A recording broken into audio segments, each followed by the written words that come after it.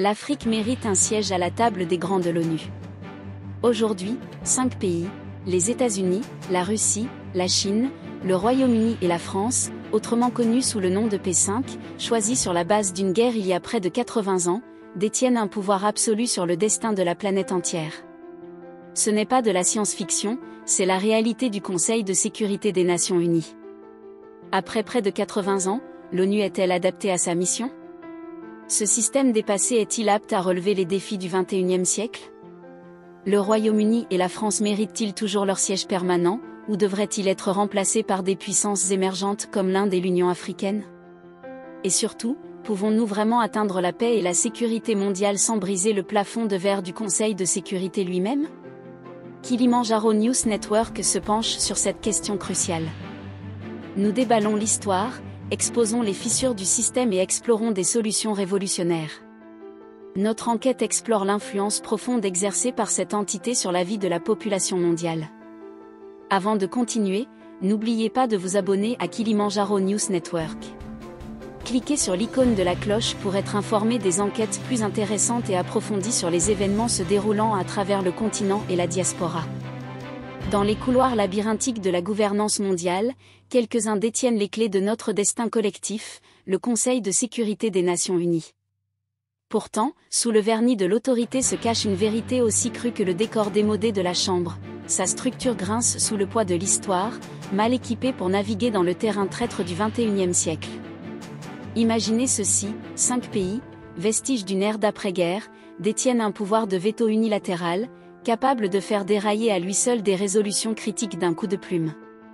Leur permanence, gravée dans l'après-mathématique d'un conflit mondial, contraste vivement avec la réalité dynamique d'un monde transformé.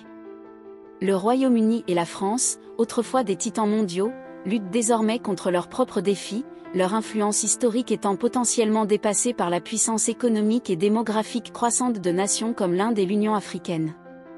Imaginez, les cris des Rohingyas, leurs appels à la justice étouffés par une maintenant un veto. Imaginez le conflit syrien, sa résolution constamment différée par le choc des intérêts géopolitiques, sans parler de la mascarade en cours concernant l'appel à un cessez-le-feu dans la guerre israélo-palestinienne face à une souffrance et un génocide intolérables. Ces incidents ne sont pas isolés, ce sont des illustrations frappantes d'un système paralysé par son inertie, incapable de répondre aux cris d'un monde aspirant à la paix et à la sécurité. Il a fallu les horreurs cataclysmiques de la Première Guerre mondiale pour donner naissance à la Société des Nations, et les cendres de la Seconde Guerre mondiale pour forger les Nations Unies. Maintenant, alors que nous sommes au bord de la catastrophe climatique, des pandémies et des menaces cybernétiques, pouvons-nous nous permettre un autre conflit mondial pour catalyser le changement dont nous avons désespérément besoin ? La réponse, retentissante et claire, est non. Nous ne pouvons pas, nous ne devons pas attendre un autre conflit mondial pour briser le plafond de verre du Conseil de sécurité. Ce n'est pas un appel à l'évolution, mais à la révolution. Le pouvoir de veto, un instrument archaïque des ères révolues, doit être démantelé ou soumis à des limitations rigoureuses. Le Conseil lui-même doit s'élargir, en accueillant des sièges permanents pour l'Inde, représentant les aspirations de 1,4 milliard de personnes, et l'Union africaine, une voix collective pour un continent débordant de potentiel. Les P5 pourraient s'accrocher à leurs privilèges perçus, et la navigation entre les rivalités régionales sera une danse délicate. Pourtant, l'urgence de notre époque exige une action audacieuse. Notre monde interconnecté ne peut pas se permettre un Conseil de sécurité piégé dans l'ambre du passé. Allons-nous attendre un autre bouleversement mondial pour remodeler l'ordre mondial ? Que faudra-t-il pour provoquer une révolution de l'intérieur ? N'est-il pas temps pour le monde d'avoir un Conseil de sécurité qui reflète les réalités d'aujourd'hui, pas les ombres d'hier ? Est-il juste de continuer dans un monde où la paix et la sécurité sont l'apanage exclusif de quelques privilégiés, plutôt que le droit de naissance de tous ? Kilimandjaro News Network aimerait vous entendre directement.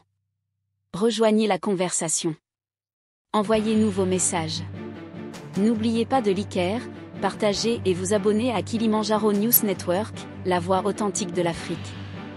Kilimandjaro News Network diffuse en swahili, en arabe, en anglais et en français.